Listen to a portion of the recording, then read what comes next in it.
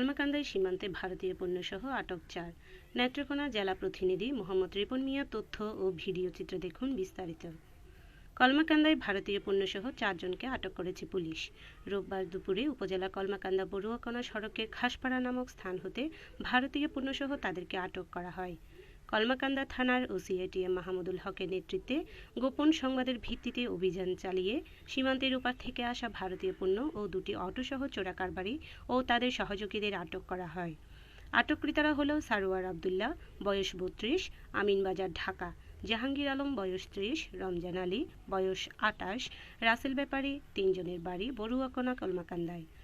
অভিযানে অংশগ্রহণ করেন এএসআই শফিউল আলম, তমাল চন্দ্র দাস, এএসআই বিপুল রহমান, এএসআই রফিকুল ইসলাম ও পুলিশ সদস্য মোস্তাফিজ এবং নাজমুল।